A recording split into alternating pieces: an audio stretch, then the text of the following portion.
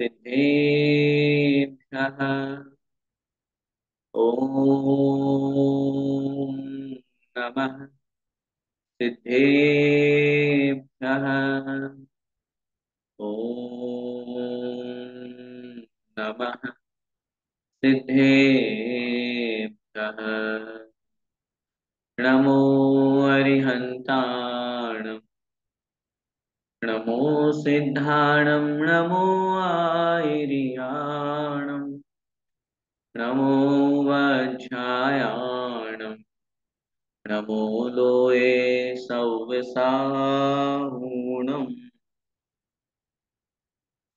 मोक्षमार्गस्य नेतारम् भेत्तारं कर्म भूभृताम् ज्ञातारं विश्वतत्त्वानां वन्दे तद्गुणलब्धये वन्दे तद्गुणलब्धये वन्दे तद्गुणलब्धये। पंच परमेष्ठी भगवान की जय। द्वादशांगमय जिनवाणी माता की जय। आचार्य भगवंत श्री उमा स्वामी मुनि महाराज की जय। संत शिरोमणि आचार्य भगवंत 108 श्री विद्यासागर जी महामुनिराज की जय। अभिनवाचार्य श्री समय सागर जी महाराज की जय। परम पूज्य गुरुदेव निर्यापक श्रमण मुनि पुंगव श्री सुधा सागर जी महाराज की जय। अढ़ाई द्वीपस्थ समस्त महामुनिराजों की जय। आचार्य भगवंत उमा स्वामी द्वारा विरचित तत्वार्थ सूत्र ग्रंथादिराज का हम सभी स्वाध्याय कर रहे हैं, जिसके माध्यम से जिन शासन के उन महत्वपूर्ण 7 तत्वों को हम समझ रहे हैं, जिन पर श्रद्धान करके आत्म कल्याण की पहली सीढ़ी प्राप्त की जाती है, जिसका नाम है सम्यक दर्शन। पहले सूत्र में ही आचार्य महाराज ने मोक्ष मार्ग का उपदेश देकर के सम्यक दर्शन का कथन किया और तत्वार्थ श्रद्धानम सम्यक दर्शनम कह के पूरा का पूरा ग्रंथ उन्हीं 7 तत्वों के वर्णन में लिख दिया। क्योंकि बिना 7 तत्वों को जाने, बिना 7 तत्वों पर श्रद्धान किए हम कभी भी सम्यक दर्शन प्राप्त नहीं कर सकते। जीव कौन है, जीव का क्या स्वरूप है, जीव का क्या लक्षण है, हम जिसको जीव मानते हैं क्या वास्तव में वो जीव है? हम इसको जीव मानते हैं, ये जीव नहीं है, ये तो पुद्गल है। और न केवल पुद्गल, बल्कि कहा जाए तो ये हाथ पैर हिल रहे हैं, आंखें चल रही है, मुंह बोल रहा है, कान सुन रहे हैं, सब चीजें जो हो रही हैं, बाहर से जो दिख रहा है वो जीव नहीं है, वह तो पुद्गल है।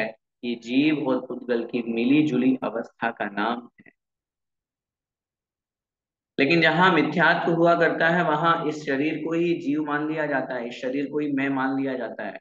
मैं कौन हूँ, मेरा ये नाम है, मेरा ये स्वरूप है, मेरी ये फोटो है, मेरा ये आधार है।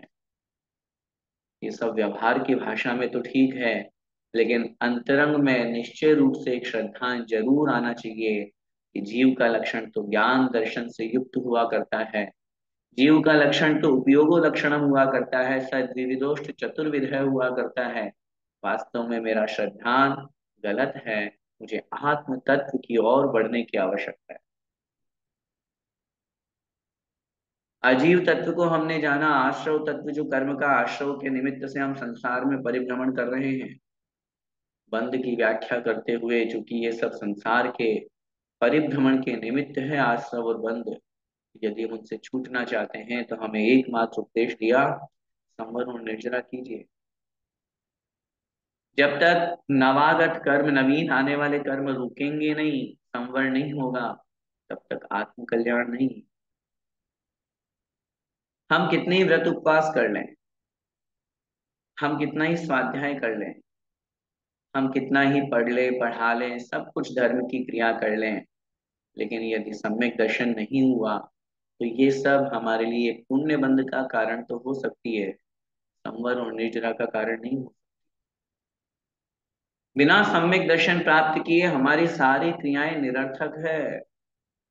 जैसा मैंने कल बताया था, आश्रव निरोध है, संवर है, आश्रव के रुक जाने का नाम संवर है।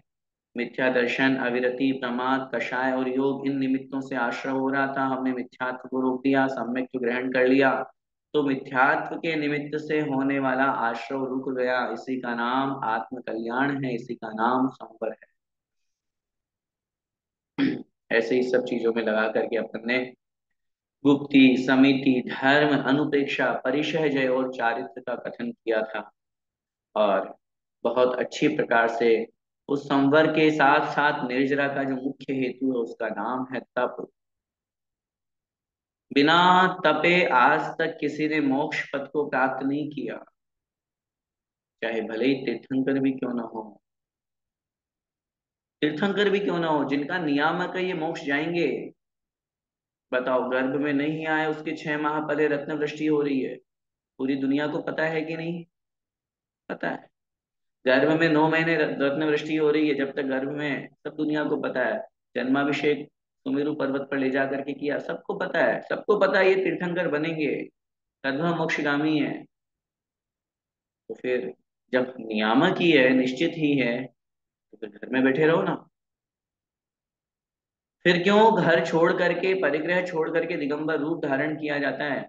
जब मोक्ष जाना पक्का है, सारी चीजें नियामक है, तो पुरुषार्थ करने की जरूरत क्या है? फिर मेहनत करने की जरूरत क्या है? फिर तपने की जरूरत क्या है? नग्न दिगंबर रूप को धारण करने की आवश्यकता क्या है? घर में बैठे बैठे मोक्ष हो जाएगा। आचार्यों ने लिखा है, 3 लोक और 3 काल में कभी ऐसा मोक्ष नहीं हो सकता कि घर में बैठे बैठे वस्त्रधारी को मोक्ष हो जाए। मोक्ष जाने के लिए मोक्ष मार्ग पर लगना पड़ेगा। सम्यक दर्शन, सम्यक ज्ञान, सम्यक चारित्र, ये रत्नत्रय मोक्ष मार्ग है। जब तक हम रास्ते पर नहीं चलेंगे तो क्या मंजिल मिलेगी? नहीं मिलेगी। आइए अपन उसी मोक्ष मार्ग के बारे में पढ़ रहे हैं, जिसमें कल अपन ने गुप्ति, समिति और धर्म पर चर्चा की थी। अब उसी के साथ आगे अनुप्रेक्षा, परिशय और चारित्र, ये आत्म कल्याण के लिए, संवर के लिए जो हेतु कहे गए हैं उनको अपन समझते हैं। आइए निकाल लीजिए सूत्र क्रमांक 7, जिसमें अनुप्रेक्षाओं का कथन करते हुए उसका स्वरूप भी बताया है और कितने प्रकार की होती है, क्या स्वरूप है, वो भी कहा गया है। अनित्या शरण संसार एकत्वान्यत्वा शुच्यास्त्रव संवर निर्जरा लोक बोधि दुर्लभ धर्म स्वाख्या तत्वानुचिंतन मनुप्रेक्षा। नित्या शरण संसार एकत्वान्यत्वा शुच्यास्त्रव संवर निर्जरा लोक बोधि दुर्लभ धर्म स्वाख्या तत्वानुचिंतन मनुप्रेक्षा। ठीक है, अभी संधि विच्छेद करेंगे तो और अच्छी तरह से समझ में आ जाएगा। अनित्या शरण, पदच्छेद कीजिए, अनित्य अशरण। संसार एकत्वान्यत्वा है, अलग अलग करेंगे शब्दों को। एकत्व, संसार एकत्व। फिर यहाँ से लिखा अन्यत्व। फिर यहाँ से निकलेगा अशुचि। फिर आश्रव, संवर, निर्जरा, लोक, बोधि दुर्लभ। फिर यहाँ से निकलेगा धर्मसु। पदच्छेद जब करेंगे, अभी अर्थ लगाएंगे तब समझिएगा। अभी संधि विच्छेद देखिए, धर्मसु। फिर लिखा है आख्या, आख्या तत्व अनुचिंतनम अनुपेक्षा। पहले सामान्य अर्थ देखिए, अनित्य, अशरण, संसार, एकत्व, अन्यत्व, अशुचि, आश्रव, संवर, निर्जरा, लोक, बोधि दुर्लभ और धर्म। धर्मसु अर्थात धर्म में, इन 12 भावनाओं में। क्या कह रहे हैं? आख्या माने कही गई है। क्या कही गई है? कह रहे हैं तत्व अनुचिंतनम, अनुपेक्षा। इन 12 रूप में अनुपेक्षा कही गई है। अनुपेक्षा किसे कहते हैं? तत्व अनुचिंतनम, तत्व का बार बार चिंतन करना। अनुचिंतन का मतलब होता है बार बार, चिंतन माने सोचना, विचार करना, और अनु शब्द आगे लग गया। अनु का मतलब होता है बार बार। तत्व का बार बार चिंतन करना। तत्व के बारे में बार बार सोचना, विचार करना। तत्व का मतलब क्या? ये 12 ही तो तत्व हैं। तत्व का मतलब 7 तत्व नहीं, इन्हीं के बारे में। तत्व की परिभाषा क्या लिखी सर्वार्थ सिद्धि में आचार्य पूज्य बाबा स्वामी महाराज ने? तस्य भावस तत्वम। वस्तु का जो भाव है, वस्तु का जो स्वभाव है, उसका नाम तत्व है। कोई सी भी वस्तु हो सकती है। आप एक एक को समझिए। अनित्य, अनुपेक्षा। अनित्य का मतलब संसार में कुछ भी नित्य नहीं है। नित्य का मतलब होता है ध्रुव, नित्य का मतलब होता है शाश्वत, नित्य का मतलब होता है हमेशा रहने वाला। संसार में कौन सी वस्तु है जो हमेशा रहने वाली है? जिन वस्तुओं से हम राग करते हैं, जिन व्यक्तियों से हम राग करते हैं, जिन जिन से हमारा संपर्क है, सब पुद्गल है। और पुद्गल का स्वभाव होता है पूर्ण और गलन नष्ट होने पर। इस प्रकार चिंतन करना कि मेरा इस संसार में वास्तव में कुछ भी नित्य नहीं है, कुछ भी शाश्वत नहीं है। जब ऐसा चिंतन आएगा तो हम वस्तुओं के प्रति मोह और राग से दूर होंगे। अशरण, संसार में मेरे लिए शरण कौन है? मणिमंत्र तंत्र बहु होई, मरते न बचावे कोई। कोई कैसा भी व्यक्ति हो, अगर उसका आयु कर्म का समापन का समय आ गया है, कहते हैं भगवान भी नीचे उतर के आ जाए, ऐसे नहीं आएंगे, लेकिन कदाचित अगर संभवता की अपेक्षा से कहें तो असंभव चीज है। देव जरूर आ सकते हैं, तो भी उसकी आयु को बढ़ा नहीं सकते। आयु कम हो सकती है, अकाल मरण हो सकता है, अपकर्ष मृत्यु, अपवर्त्य मृत्यु, जो अब पढ़ते हैं अपन दूसरे अध्याय के अंतिम सूत्र में। अपवर्तन हो सकता है, कमी हो सकती है, लेकिन जितनी आयु है उससे एक समय भी हम ज्यादा नहीं बढ़ा सकते। मेरे लिए इस संसार में कौन शरण है? अभी तो हम हैं, माता पिता की शरण में पहुंच जाते हैं, परिवार में जो हमसे बड़े हैं उनको, अरे ये मेरे लिए सब कुछ करते हैं, ये मेरे लिए ऐसे हैं। वास्तव में देखा जाए तो कोई शरण नहीं है। जब बीमार पड़ते हैं तो कौन हमारी सहायता कर पाता है? ठीक है, दवाई दे दी, औषधि दे दी, हमें सुला दिया, लेकिन सहन तो हमको खुद ही करना पड़ेगा। संसार का चिंतन करना, संसार कैसा है? संसरणम इति संसार है, परिभ्रमण का नाम, भटकने का नाम, घूमने का नाम संसार है। और जहाँ हम निरंतर अनादिकाल से चारों गतियों में पंच परावर्तन कर रहे हैं, कभी नरक गया, कभी स्वर्ग गया, भ्रमता भ्रमता ही आया, तिर्यंच गति के दुख सहे। मनुष्य गति में आए हैं, कल्याण करने के लिए मिला है, लेकिन यहाँ भी अगर हम आत्म कल्याण नहीं किए तो भटकन हमारी अनवरत रहेगी, कंटिन्यू रहेगी। ये संसार का चिंतन करना। संसार असार है, जिसको मैं अपना मानता हूँ वही मुझसे दूर हो जाता है। एकत्व भावना का चिंतन करना, मैं कौन हूँ? मैं अकेला आया था, अकेला ही मैं जाऊंगा, मेरे अलावा मैं, मेरी आत्मा, यही मैं हूँ, ये शरीर भी मेरा नहीं है। इस तरह का चिंतन, एकत्व भावना में एकमात्र आत्म तत्व का चिंतन। और जहाँ अन्यत्व भावना में सब कुछ मुझसे अन्य है, सब कुछ मुझसे भिन्न है, मेरे साथ न कुछ आया था न कुछ जाएगा, ये शरीर भी मैंने यहीं से लिया, यहीं रह जाएगा। तो जो प्रत्यक्ष मुझे भिन्न दिखाई दे रहे हैं, ये रुपया पैसा, जमीन जायदाद, स्त्री पुत्र मकान धन संपत्ति मोबाइल, इन सब के प्रति मैं इतना राग क्यों कर रहा हूँ? ये सब मुझसे अन्य है, भिन्न है। इस तरह का चिंतन अन्यत्व भावना कहलाती है। अशुचि भावना के बारे में चिंतन करने से हमें बहुत अधिक वैराग्य की प्राप्ति होती है, क्योंकि हमें सबसे ज्यादा राग शरीर से हुआ करता है। और जब शरीर के बारे में सोचते और विचार करते हैं, ये तो नवद्वार बहे घिनकारी, ऐसी देह करे किमियारी, बल रुधिर राध मल खेत केरी की कस बसादित मेरी। ऐसी थैली है ये जिसमें हाड़ मांस खून पीप, जरा विचार करो, ये पतले सी स्किन है, अभी तो बड़े हरा गोरा गोरा चेहरा, बड़े सुंदर फीचर, बहुत अच्छे लग रहे हैं। और एक्सीडेंट हो गया, गिर गए, या हल्का सा अंदर का माल निकल गया तो बोलो, उसी से हमें घृणा आने लगती है। ये शरीर कैसा अपवित्र है, पवित्र वस्तु को यदि मैं शरीर से स्पर्श करता हूं तो वो भी अपवित्र हो जाया करती है। हमने कोई वस्तु मुख में खाई, शरीर बहुत अच्छा है ना, हमारा शरीर है ना।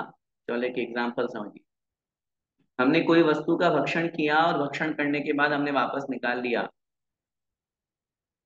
अब खाएंगे हम उसको? क्यों? किसके शरीर से निकला है वो? हमारे, दूसरे के नहीं। हाँ वैसे तो संसार में तो दूसरों के शरीर का भी चलता है झूठा, जब प्रेम प्यार मोहब्बत की बातें करते हैं संसार में। लेकिन यहाँ तो खुद के शरीर का, खुद के मुंह का है, हमने खाया और वापस निकाल दिया। क्या वापस हम उसे अपने मुख में रखना चाहेंगे? क्यों घृणा आती है? हम अपने ही शरीर का नहीं खा रहे हैं स्पर्श किया हुआ, तो हम सोच सकते हैं कि यह शरीर कितना अपवित्र है। कर्म का निरंतर आश्रव हो रहा है, योगों की प्रवृत्ति हो रही है, कषाय के साथ मेरा जीवन चल रहा है। ये कषाय और योग मुझे लेकर के बैठ रहे हैं और निरंतर प्रति समय मैं कर्म का आश्रव कर रहा हूं। उस आश्रव के साथ में कर्म बंध की व्यवस्था को समझ करके उसको चिंतन करना और यही भावना पाना, भगवान जिन जिन निमित्तों से कर्म का आश्रव हो रहा है मैं उनको रोकूं। चिंतन का नाम संवर भावना है, जहाँ गुप्ती, समिति, धर्म, अनुपेक्षा, परिचर्य और चारित्र इन सब के माध्यम से संवर होता है। उन कारणों को अपनाना ये संवर भावना है। ऐसा चिंतन करना, मैं ऐसा क्या करूं जिससे मेरे कर्मों की निर्जरा हो, ऐसी भावना करके तप करते हुए आत्म कल्याण की भावना भाना, बार बार चिंतन करना, तदरूप प्रवृत्ति करना, वैसा प्रयास करना, ये कहलाता है निर्जरा भाव। लोक भावना में स्पष्ट रूप से कहा गया है कि लोक के बारे में चिंतन करना, अधोलोक, मध्यलोक, ऊर्ध्वलोक, कैसे पूरा 343 घनराजू का लोक है, 14 राजू तंग नव लोक पुरुष संठान, तामे जीव अनादि धर्मत है। हमने ऐसा कौन सा स्थान है लोक का जहां पर जन्म नहीं लिया हो? पंच परावर्तन अनादिकाल से कर रहे हैं, अनंत बार पंच परावर्तन कर चुके हैं। ऐसा लोक में जहां पंच परावर्तन को पढ़िए, आंखें खुली की खुली रह जाएगी हमारी। हम चिंतन भी नहीं कर पाएंगे कि हम कहाँ हैं, वास्तव में क्या स्थिति है, और अनादिकाल से वही कर रहे हैं। मैं तो कभी कभी घूमने की बात आती है, कोई कहता है घूमने चलो, तो हम कहते हैं भैया संसार का ऐसा एक भी जगह का नाम बता दो जहां हम घूम के नहीं आए। कहाँ घूमना बाकी रह गया? सब जगह तो हम जाके आ गए, चाहे आपका लंदन हो, चाहे स्विट्जरलैंड हो, चाहे कोई सा भी हो। सब विदेश देश पूरा विश्व पूरा लोग घूम चुके हैं। ये लोग भावना का चिंतन बोध दुर्लभ, सोचिए मुझे ये मनुष्य पर्याय कितनी दुर्लभता से मिली। मैंने ऐसा क्या किया, महान पुण्य किया कि मुझे ये मनुष्य पर्याय मिली, जैन कुल मिला, आज मुझे धर्म सुनने का अवसर मिल रहा है।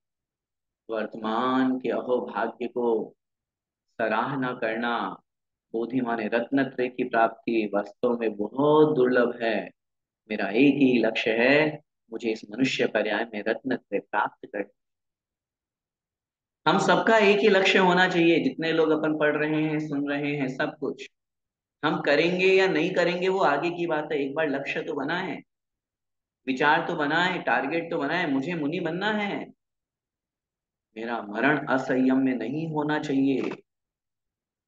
मैं जब भी मरण को प्राप्त हूँ भगवान से एक ही प्रार्थना है, भगवान कम से कम मिनिमम 2 प्रतिमा मेरे पास में हो, पंचमुड़ स्थान हो, और यदि मुनि बन जाऊं तो मेरी तो इस मनुष्य पर्याय का महत्व ही हमें समझ में आ गया। ऐसा भाव रखना, दुर्लभता का चिंतन करना। और अंतिम भावना है धर्म भावना, जहां पर वास्तव में जो आत्मा का कल्याण करता है, संसार के दुखों से निकाल करके मोक्ष सुख प्राप्त कराता है, उसका नाम धर्म है।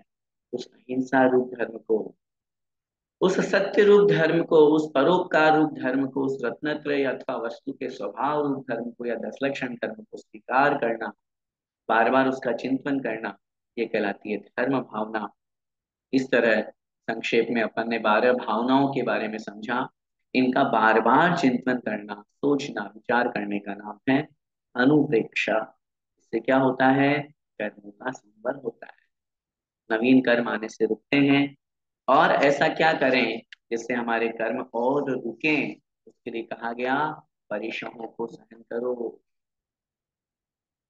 जो कष्ट आते हैं, जो हमारे ऊपर अनायास ही दुखों की बरसात हो जाती है, जिसकी हमने कोई एक्सपेक्ट नहीं करी थी, तो शांत भाव से सहन करने का नाम परिशह जय है।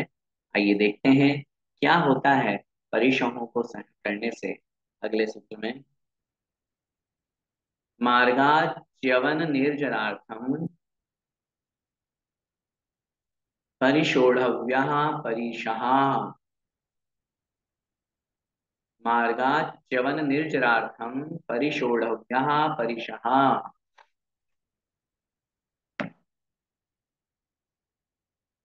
मार्ग अच्यवन पदच्छेद करेंगे।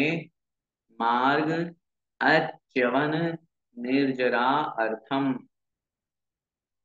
मार्ग अच्यवन, मार्ग से अच्यवन, च्यवन माने होता है छूटना, दूर होना। और अच्यवन का मतलब दूर नहीं होना, मतलब लगे रहना। जो मार्ग है, मोक्ष मार्ग है, उसमें अच्यवनार्थम, अच्यवन के लिए, नहीं छूटने के लिए, मार्ग में बने रहने के लिए, मार्ग में लगे रहने के लिए। और निर्जरार्थम, और निर्जरा के लिए परिशोढ़व्या, सहन करना चाहिए। परिशः अर्थात परिशः। हम जिस मोक्ष मार्ग पर चल रहे हैं उस मार्ग पर निश्चित रूप से कष्ट आएंगे, दुख आएंगे।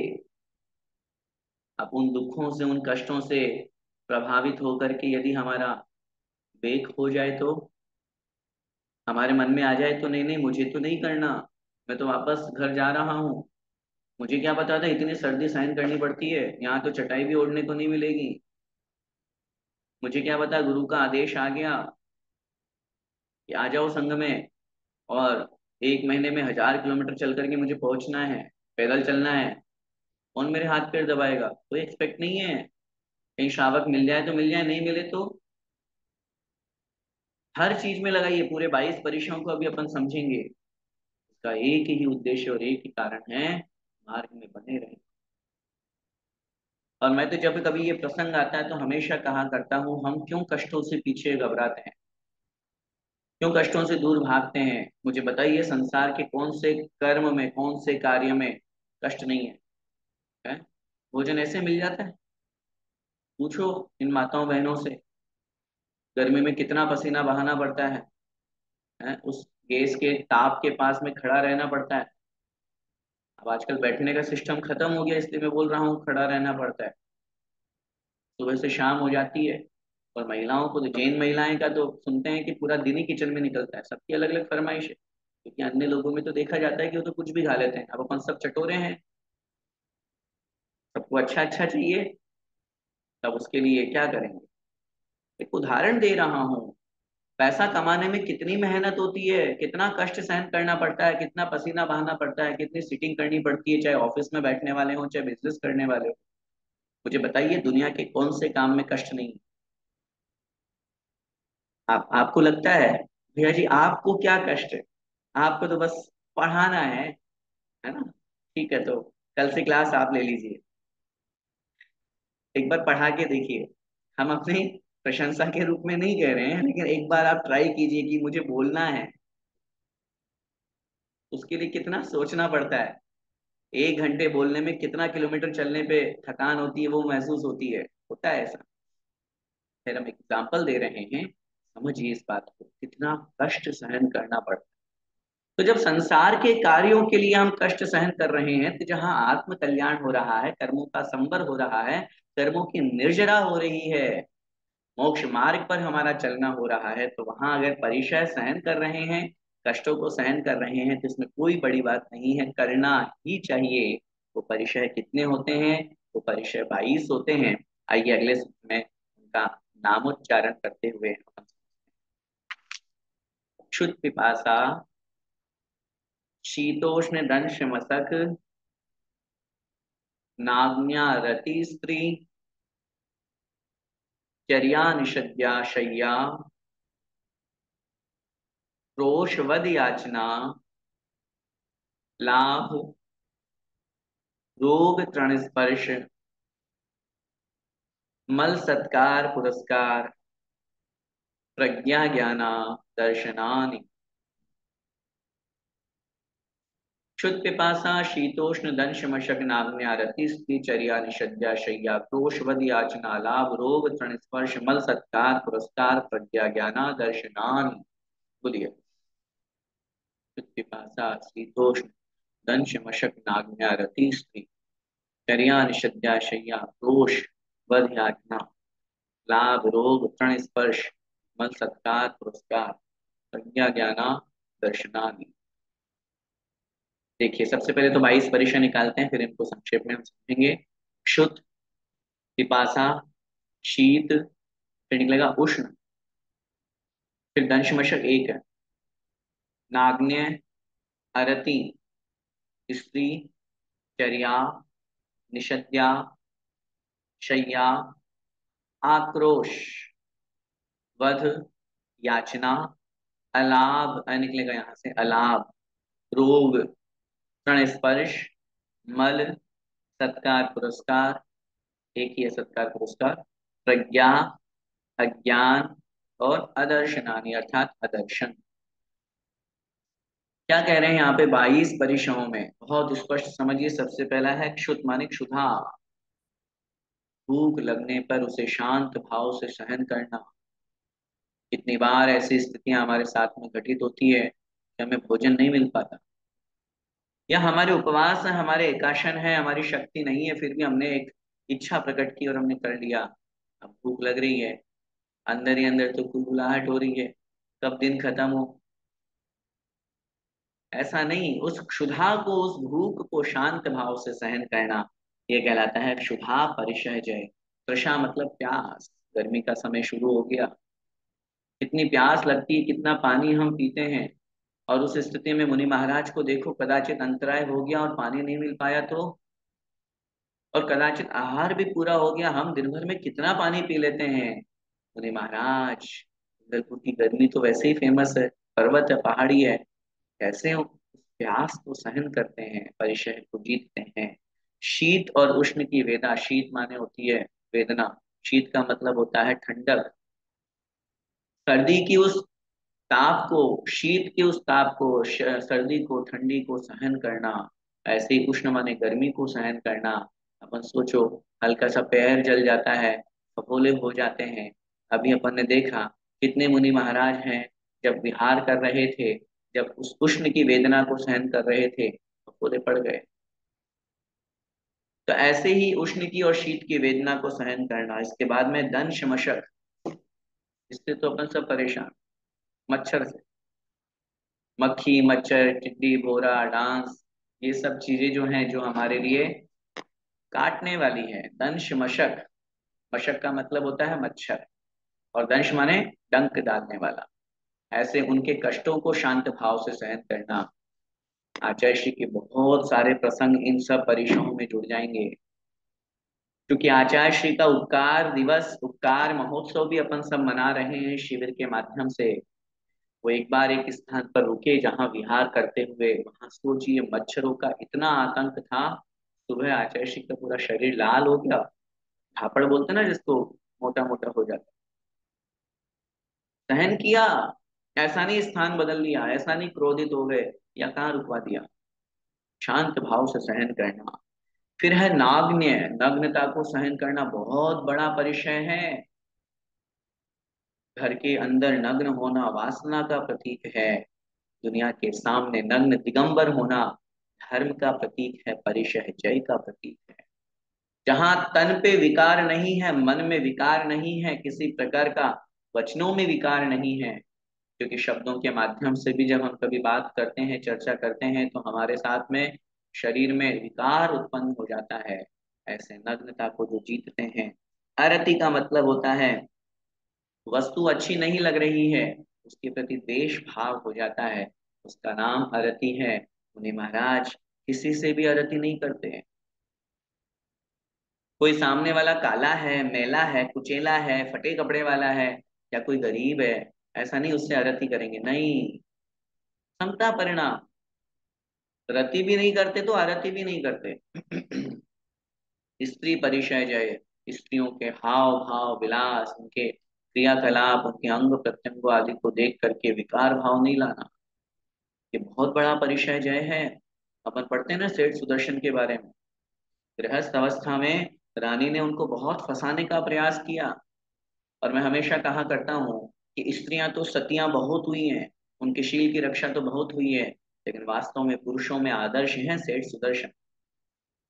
पुरुषों में आदर्श है श्रीपाल सेठ, ऐसे महान व्यक्तित्व जिन्होंने सामने से ऑफर आ रहा है, सामने से वासना के लिए तैयार हो रहे हैं, लेकिन उन्होंने नकार दिया। आज भी ऐसे ऐसे आचार्य के संग में देखो कितने दिगंबर साधु हैं, बाल ब्रह्मचारी हैं। स्त्री परिचय है।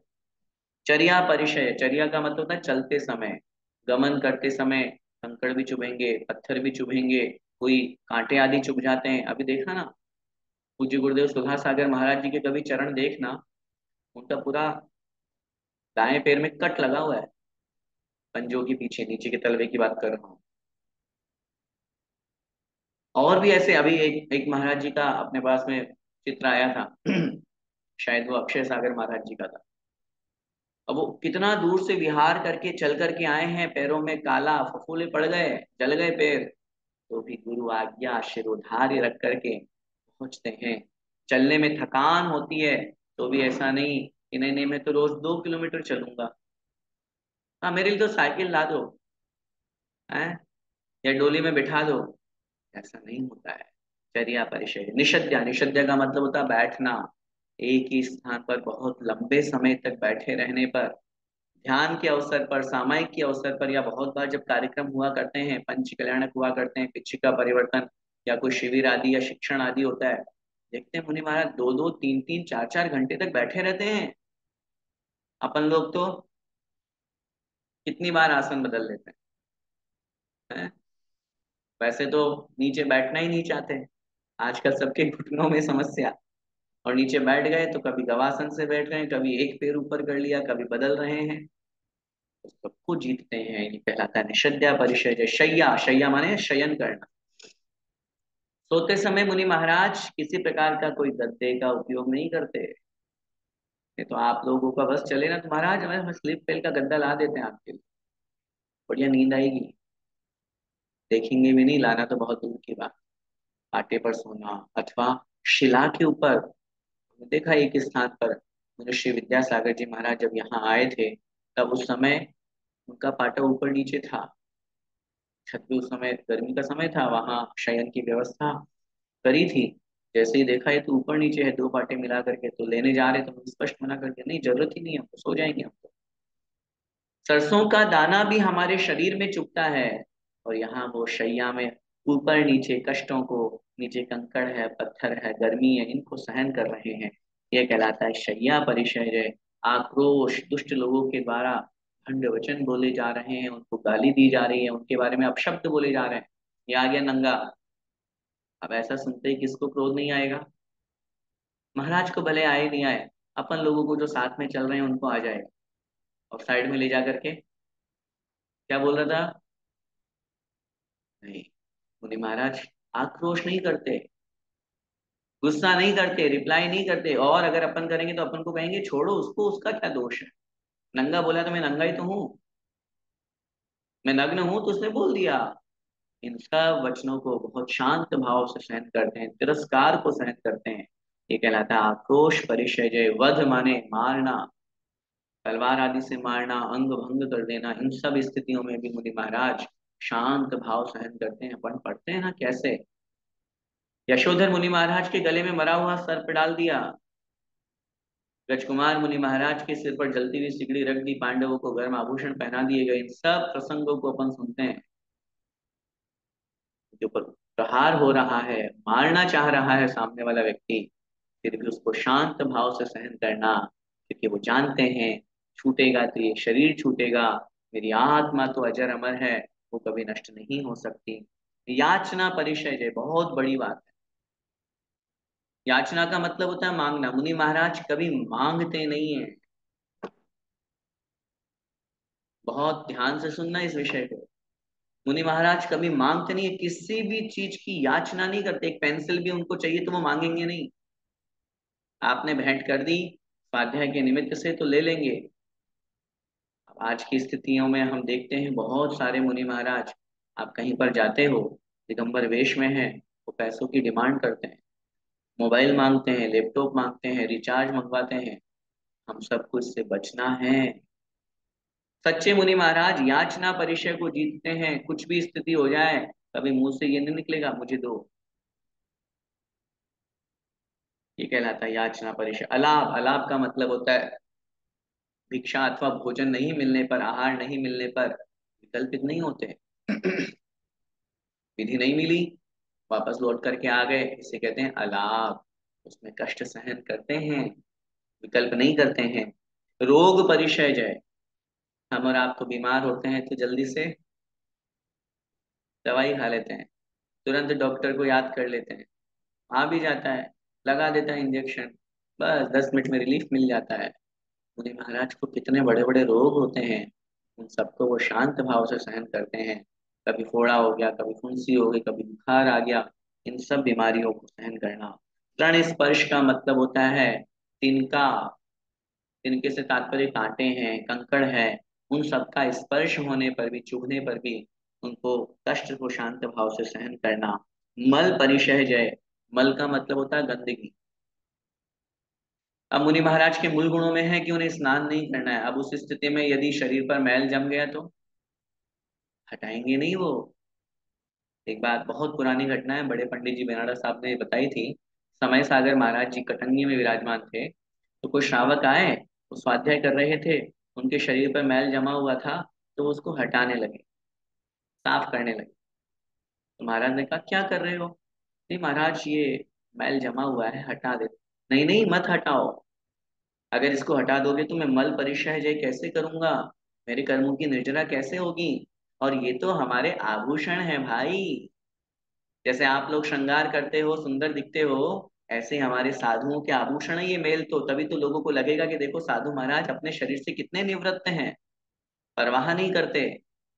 ये कहलाता है मल परिशय जय।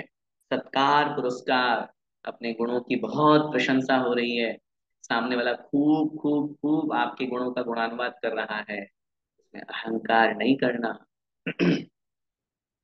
खूब सत्कार हो रहा है, आगमन हो रहा है मुनि महाराज के प्रवेश पे, और एक क्या होर्डिंग, क्या दरवाजे लगाए, क्या पूरी समाज ने।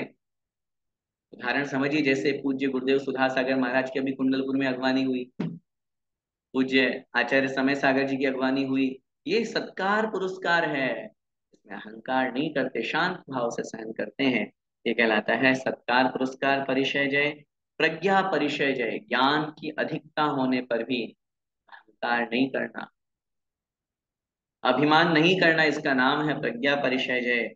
अज्ञान परिचय जय, अज्ञान होने पर, बहुत पढ़ने पर भी जब ज्ञान नहीं हो पाता तो मन में विकल्प आ जाता है, मैं इतना पढ़ता हूं तो भी नहीं हो पा रहा है, मन में दुख होता है। उस दुख को शांत भाव से सहन करना, क्योंकि मुनि महाराज जानते हैं और सोचते हैं ये तो मेरे कर्म का उदय है, ज्ञान का क्षयोक्षम ही मेरा इतना ही है, मैं क्या करूं। ये कहलाता है अज्ञान परिचय जय। और अंतिम है अदर्शन परिचय जय। बहुत समय तक दीक्षा लिए हो गया, बहुत समय से कोई तप कर रहे हैं, उसके बावजूद भी कोई रिद्धि प्रकट नहीं हुई, कोई शक्ति प्रकट नहीं हुई, आचार्य महाराज ने कोई पद नहीं दिया, फिर भी किसी तरह का कोई विकल्प नहीं करना, यह कहलाता है अदर्शन परिचय जय। इस प्रकार ये 22 प्रकार के परिचय हुआ करते हैं। संक्लेश परिणामों से रहित होकर के मुनि महाराज बड़े शांत भाव से इनको सहन करते हैं, क्योंकि वो तो करते ही हैं, क्योंकि उनका तो संवर निमित्त है, उनको तो निर्जला करना है, मार्ग में बने रहना है। अगर हम भी इनमें से थोड़े बहुत परिचय है या कुछ अंशों में परिचय है सहन कर लेंगे, तो हमारे भी कर्मों की निर्जरा होगी। सम्यक दर्शन के साथ यदि हम हैं तो संवर के साथ निर्जरा होगी, हमारा भी आत्म कल्याण होगा। अभी से ही गृहस्थ में हमें इसका अभ्यास करना चाहिए। जरूरी नहीं है कि बहुत बार हमें जब सब वस्तुएं भोग उपभोग के लिए मिल रही है तो हम उपयोग करें ही करें। घर में ऐसी लगा हुआ है, चल सकता है, चला रहे हैं हम, लेकिन मन में भाव आया आज अष्टमी चौदस है, आज अपन नहीं चलाएं। तो अपन ने गर्मी को शांत भाव से सहन किया। हाँ, मैं एक जगह पे था, वो 10 लक्षण के 10 उपवास कर रहे थे। तो हमने पूछा क्या करते हो? कुछ नहीं भैया जी, सुबह मंदिर आते हैं, दर्शन पूजन किए, और दिन भर हम एसी में रह करके कभी जाप कर लेते हैं, कभी क्या कर लेते हैं। तो मैंने, भाई एसी में क्यों? भैया जी बाहर निकलेंगे तो भूख लगेगी, प्यास लगेगी, एसी में थोड़ा सा ठंडक रहती है, तो किसी तरह का विकल्प नहीं होता। हमने कहा आपने उपवास करने का कोई मतलब ही नहीं निकला। आप भोजन छोड़ रहे हो, लेकिन उसके साथ में एसी चलाने पे कितने जीव हिंसा कर दी हमने, कितने त्रस्त जीवों को मार दिया हमने, कितने स्थावर जीवों का घात कर दिया। कोशिश करें कम से कम अष्टमी चौदस व्रत उपवास के दिन इन सब कष्टों को शांत भाव से सहन करेंगे, तो हमारे भी कर्मों की निर्जरा होगी। अब उन्हीं कर्मों को जीतने के लिए जो मुनि महाराज हुआ करते हैं, वो कटिबद्ध हुआ करते हैं, वो अपनी साधना किया करते हैं। आगे देखिए कौन से गुण स्थान में कितने परिशय कहे गए हैं, उस विषय को अपन समझते हैं। 10वें नंबर का सूत्र, सूक्ष्म सांपराय छद्मस्त वीतरागयोश् चतुर्दश। सूक्ष्म सांपराय छद्मस्त वीतरागयोश् चतुर्दश। सूक्ष्म सांपराय का मतलब होता है 10वां गुण स्थान। जब आप 14 गुण स्थानों के नाम पढ़ेंगे, तो 10वें गुण स्थान का नाम है सूक्ष्म सांपराय। फिर है छद्मस्त वीतरागयो हो। छद्मस्त का मतलब होता है, छद्म माने ज्ञानावरण दर्शनावरण, और स्थ माने स्थित। जो ज्ञानावरण और दर्शनावरण कर्म में स्थित है, मतलब जिनके अभी ज्ञानावरण और दर्शनावरण कर्म नष्ट नहीं हुआ, लेकिन वीतराग यो हो, जो वीतरागी भी होने चाहिए। वीतरागता कब प्रकट होती है? जब मोहिनी का उपशम अथवा क्षय हो जाता है, मोहिनी दब जाता है या पूर्ण रूप से नाश हो जाता है। 11वें 12वें गुण स्थान में वीतरागता होती है। 13वें 14वें में तो है ही सही, लेकिन 13वें 14वें में ज्ञानावरण और दर्शनावरण भी नष्ट हो गया।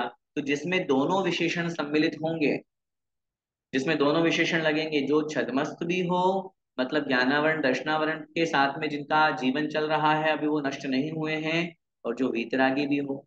हम 10वें के नीचे क्यों नहीं ले सकते? क्योंकि 10वें के नीचे ज्ञानावरण दर्शनावरण तो है, लेकिन वीतरागी नहीं है। हम 11वें और 12वें गुण स्थान में इन दो शब्दों को घटित करते हैं आगम के अनुसार, जो छद्मस्त है और वीतरागी है। ऐसे 11वें और 12वें गुण स्थान वर्ती जो मुनि महाराज हैं, कहने का तात्पर्य हो गया, सूक्ष्म सांपराय माने 10वां गुण स्थान, छद्मस्त वीतराग्यो, और 11वें 12वें गुण स्थान में चतुर्दश अर्थात 14 परिशह हुआ करते हैं। आगे अपन समझेंगे इस विषय को, किस कर्म के निमित्त से कौन सा परिचय होता है, इसलिए उसको विषय को अपन आगे बनाएंगे। अभी इतना समझिए कि सूक्ष्म संप्रदाय अर्थात 10वां गुण स्थान, और जहाँ छद्मस्त वितराग हो, अर्थात चारित्र का मोहनी, चारित्र मोहनी का पूर्ण रूप से उपशम अथवा क्षय हो गया है, ऐसी स्थिति में 11वें 12वें गुण स्थान में, जहां पर 10वें 11वें और 12वें गुण स्थान में मुनि महाराज हुआ करते हैं, उनके चतुर्दश 14 परिचय हुआ करते हैं, जिन्हें वे शांत भाव से जीतते हैं। अभी नाम पढ़ रहा हूं, आगे अपन घटित करेंगे।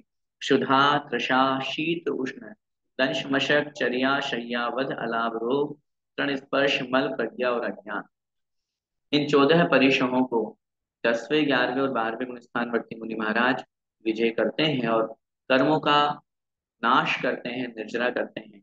अब आगे 13वें और 14वें गुण स्थान में कैसी व्यवस्था है? 14वें गुण स्थान में तो कोई सा भी परिचय नहीं होता, क्योंकि 13वें गुण स्थान तक ही योग है, 13वें गुण स्थान तक ही कर्म का उदय है, असाता वेदनीय रूप में वेदनीय कर्म का। 14वें गुण स्थान में भी है, लेकिन यहाँ 13वें गुण स्थान की अपेक्षा से सहयोग केवली जिनेंद्र के लिए वो कह रहे हैं, एकादश जिन्हें, एकादश जिन्हें, एकादश अर्थात 11 है। जिन्हें माने जिनेन्द्र भगवान में, जिनेन्द्र भगवान अर्थात 13वें गुण स्थानवर्ती जो केवली भगवान हैं, उनमें एकादश अर्थात 11 परिचय हुआ करते हैं।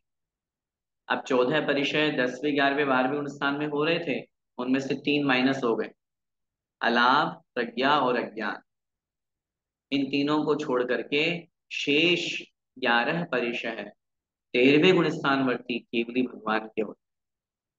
अब आप सोच लीजिए, जब केवली भगवान के परिचय हो रहे हैं और उनको वो जीत रहे हैं, तो क्या आगे बताएंगे, वेदनीय कर्म के निमित्त से ये परिचय हुआ करते हैं।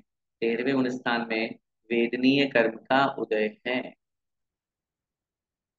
अब ये तो हुई 10वें, 11वें, 12वें, 13वें गुण स्थान की बात।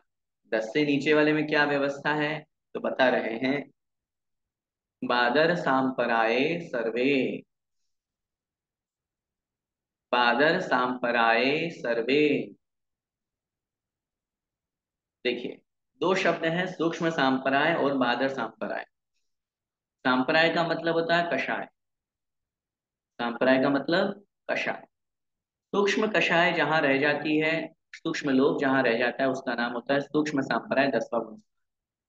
और जहां बादर माने स्थूल कषाय है, इसका मतलब हुआ 9वां गुण स्थान, 8वां गुण स्थान, 7वां गुण स्थान और छठा गुण स्थान।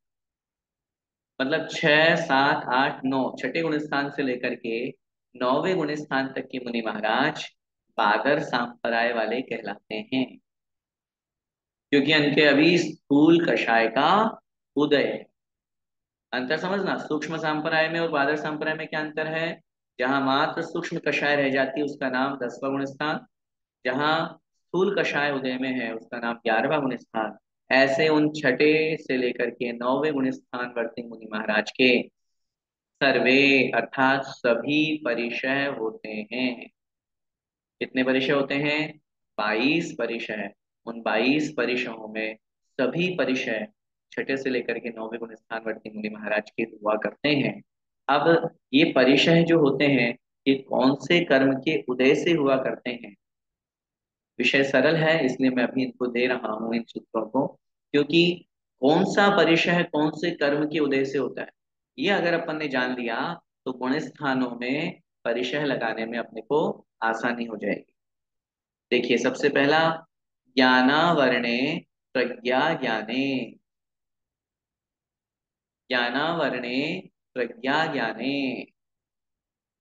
अब मन में प्रश्न आ सकता है, अभी किसी ने प्रश्न किया यहाँ पर, फिर 1 से 5 गुण स्थान तक कितने परिचय होते हैं। उत्तर मिलेगा, पहले मुनि व्रत तो अंगीकार करें। जब तक मुनि व्रत नहीं आएगा तो परिचय जय की बात क्या करें। व्रती के ही तो परिचय होंगे और व्रती ही तो उन परिचयों को जीतेगा। इसलिए ये जो वर्णन है, ये महाव्रती का है, मुनि महाराज का है। इसलिए छठे गुण स्थान से उनकी व्यवस्था बताई गई है। 5वें गुण स्थान तक कोई परिचय जय की चर्चा नहीं है, क्योंकि जब चारित्र ही नहीं है, नग्नता ही नहीं है, अलाभ होने का सवाल ही नहीं है, आप तो खुद अपना भोजन लेके खा रहे हो, फिर कहाँ आप बोलोगे कि विधि लेके निकले और भोजन नहीं मिला। नग्नता हमारी हो ही नहीं रही है, हमारा विवाह हुआ है, तो स्त्री परिचय कैसे होगा। ठीक है, अन्य के प्रति विकार भाव नहीं आए, वो एक अलग बात है, वो ब्रह्मचर्य व्रत के अंतर्गत आ जाता है। तो अव्रति के लिए परिचय जय की चर्चा नहीं है। व्रति माने महाव्रति के लिए है, जो छठे गुण स्थान से होता है।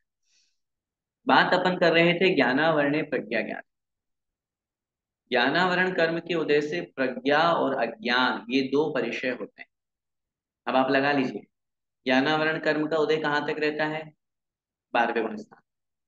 12वें गुण स्थान के अंत में ज्ञानावरण कर्म का नाश होता है। इसका मतलब प्रज्ञा और अज्ञान, ये दो जो परिचय हैं, ये छठे गुण स्थान से लेकर के 12वें गुण स्थान तक होंगे।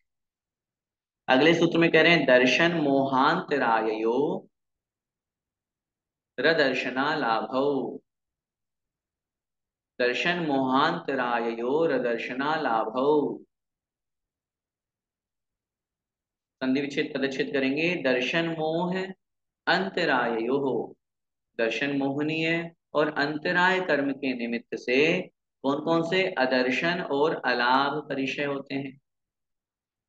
अलग अलग लगा लीजिए क्रमशः है, दर्शन मोहनी की वजह से अदर्शन परिचय है, और अंतराय कर्म की वजह से अलाभ परिचय हुआ करता है। अब विचार कर लीजिए, दर्शन मोह का उदय कौन से गुण स्थान में, मात्र पहले गुण स्थान में। दर्शन मोह का उदय, क्योंकि मिथ्यात्व दर्शन मोह का मतलब, उस स्थिति में अब एक अपेक्षा से, चूंकि दर्शन मोह में मिथ्यात्व और सम्यक प्रकृति भी आती है, तो सम्यक प्रकृति को भी स्वीकार करते हुए अदर्शन परिचय हो सकता है। और अंतराय कर्म के निमित्त से अलाभ परिचय होता है। अंतराय कर्म जो है ये 12वें स्थान के अंत में नष्ट होता है, इसलिए अलाभ परिचय भी 12वें स्थान तक कहा जाएगा। आगे, चारित्र मोहे नाज्ञा रति स्त्री निषद्याक्रोश याचना सत्कार पुरस्कारा। चारित्र मोहे नाज्ञा रति स्त्री निषद्याक्रोश याचना सत्कार पुरस्कारा। चारित्र मोहे, चारित्र मोहनी कर्म के उदय से नाग्न्य, अरति, स्त्री, निषद्या, आक्रोश, याचना और सत्कार पुरस्कार, ये 7 परिचय होते हैं किस कर्म के उदय से? चारित्र मोहनी के उदय से। चारित्र मोहनी कहाँ तक रहता है? 10वें गुण स्थान तक। 10वें गुण स्थान के अंत में चारित्र मोहनी का उपशम अथवा क्षय होता है। तो इस अपेक्षा से 10वें गुण स्थान तक ये 7 परिचय रहेंगे। अब अगले सूत्र में पूरा स्पष्ट कर रहे हैं, वेदनीय शेषाह। वेदनीय, वेदनीय कर्म के उदय से शेषाह माने शेष, शेष जितने भी बचे हैं। कितने बचे? लगाइए, ज्ञानावरणे प्रज्ञा ज्ञाने तो कितने हो गए? प्रज्ञा और अज्ञान 2। दर्शन मोहनी के उदय से अदर्शन और अंतराय के उदय से अलाप 4। और इधर हो गए चारित्र मोहनी के उदय से 7। 4 और 7 11 है। ठीक है, तो 11 परिचय तो इन 3-4 कर्मों के कारण से हो गए, 4 कर्मों के कारण से। और शेष जो 11 परिचय हैं वेदनीय, वेदनीय कर्म के उदय से हुआ करते। समझ में आ गया? अब परिचयों के होने में ये कर्म निमित्त है कौन कौन सा? ज्ञानावरण हो गया, दर्शन मोहनीय, अंतराय, चारित्र मोहनीय और वेदनीय, बस 5 कर्म निमित्त। अन्य कर्म से कोई उदय से कोई परिचय नहीं होते। अब बहुत सुंदर व्यवस्था, ध्यान से सुनिएगा विषय, बहुत सुंदर अपन उनको जोड़ते हैं। अब देखिए, अपन ने अंतिम सूत्र पढ़ा था, नहीं अंतिम नहीं, 11वें नंबर का, एकादश जिने। बताइए, ज्ञानावरण कर्म का उदय है क्या जिनेन्द्र भगवान के? नहीं है, नष्ट हो गया ना 12वें गुण स्थान के अंत में। जिनेन्द्र भगवान अपन बोल रहे हैं 13वें गुण स्थान पर। दर्शन मोहनी का उदय है क्या? नहीं है। अंतराय का उदय है क्या? नहीं है। चारित्र मोहनी का उदय है क्या? नहीं है। तो इन 4 कर्मों के निमित्त से होने वाले 11 परिचय उनके नहीं होंगे। और वेदनीय, वेदनीय कर्म का उदय है, इस अपेक्षा से वेदनीय कर्म के निमित्त से होने वाले शेष जितने भी 11 परिचय हैं वो आप लगा दीजिए एकादश। अब आपको ये याद नहीं करना पड़ेगा कि जिनेन्द्र भगवान के 11 कौन से परिचय हैं। अगर इन सूत्रों को याद कर लिया तो अपन अपने आप लगा सकते। अब देखिए, अपन ने बात करी थी 10वें, 11वें और 12वें गुण स्थान में कितने परिचय होते हैं? 14 परिचय। तो 11 तो ये हो गए। अब 10वें, 11वें और 12वें गुण स्थान में 14 में से बताइए ज्ञानावरण और दर्शनावरण है कि नहीं? बोलो, है। 10, 11, 12 में तो 2 वो हो गए। दर्शन मोहनीय है क्या? नहीं है। अंतराय है क्या? हाँ है, तो 3 हो गए। और चारित्र मोहनीय वाले जो हैं, चारित्र मोहनीय है क्या वहां पे? 10वें गुण स्थान में चारित्र मोहनी का एक अपेक्षा से उदय है, तो उस दृष्टि से हम लगा लेंगे। लेकिन क्योंकि 10वें गुण स्थान को भी इसलिए सम्मिलित कर लिया क्योंकि वहां उपचार से वो भी 11वें गुण स्थान में है, इसलिए वहां चारित्र मोहनी भी नहीं है। इस अपेक्षा से 3 वो हो गए और वेदनीय शेषा, और वेदनीय कर्म का उदय उनके हैं, तो 11 वो हो गए। इस तरह से 3 और 11 14 परिचय इनमें घटित हो जाते हैं। और अंतिम बादर सांप्राय सर्वे, उसमें तो सारे परिचय हैं, उसमें कहने की बात ही क्या है। अब प्रश्न हमारे मन में उपस्थित होता है, क्या 22 परिचय एक साथ हो सकते हैं? क्या 22 परिचयों का उदय एक साथ हो सकता है? तो आचार्य महाराज कह रहे हैं नहीं। क्या कह रहे हैं अगले सूत्र में? एकादयो भाज्या युगपदे कस्मिन्नेकोन विंशते। एकादयो भाज्या युगपदे कस्मिन्नेकोन विंशते। देखिए, एक आदय भाज्य, आज की कक्षा का ये अंतिम सूत्र है। क्योंकि परिचय जय का वर्णन चल रहा था, इसलिए हमने थोड़ा सा 5 मिनट आप लोगों के ज्यादा ले लिए हैं। नहीं तो फिर अपन को वापस कल रिपीट करना होता, इसलिए परिचय जय अपन समझ रहे हैं। एकादय है, एक को आदि लेकर के, एक से प्रारंभ करके। भाज्य माने विभाजन करने पर। युगपत माने एक साथ। एकस्मिन, एक आत्मा में, एक मुनि महाराज में। आ एकोन विंशते है, आ माने तक, एकोन विंशते माने 19। एक कम 20 का मतलब होता है 19। मतलब एक को आदि लेकर के, एक परिचय भी हो सकता है, दो भी हो सकते हैं, 3 4 5 6 7 8 9 10 11 12 13 14 15 16 17 18 19। 19 परिचय से ज्यादा नहीं होंगे। अधिकतम कितने परिचय एक साथ, युगपत शब्द का प्रयोग किया, एक साथ कितने हो सकते हैं? 19। अब तीन कौन से कम हुए? उत्तर मिलेगा, देखिए ध्यान से। शीत और उष्ण, इन दोनों में से एक बार में तो एक ही होगा, या दोनों एक साथ हो सकते हैं? शीत का होगा तो उष्ण का नहीं होगा, और उष्ण का होगा तो शीत का नहीं होगा। और दूसरा, शय्या, चर्या और निषद्या। शय्या माने सोना, चर्या माने चलना, और निषद्या माने बैठना। इन तीनों सिचुएशन में एक बार में एक ही होगी ना? या या सोते सोते भी चलोगे? नहीं। तो तीनों में से एक पोजीशन होगी, उसी में कष्टों को सहन करने की बात आएगी। तो तीन में से एक हुए तो कितने हो गए? दो कम हो गए। दो ये कम हो गए। शीत और उष्ण में से एक कम हो गया। तीन परिशय कम हो गए। मतलब एक साथ एक मुनि महाराज में, एक मुनि महाराज के अधिकतम 19 परिशय हो सकते हैं, जिनके ऊपर वो विजय प्राप्त करते हैं। समय आपका हो गया है। बहुत अच्छी तरह से अपन ने आज परिशय जय का वर्णन पढ़ा, जिनके माध्यम से मुनि महाराज आत्म साधना करते हैं, कर्मों का संवर करते हुए कर्मों की निर्जरा करते हैं। हम सबका भी वही लक्ष्य है।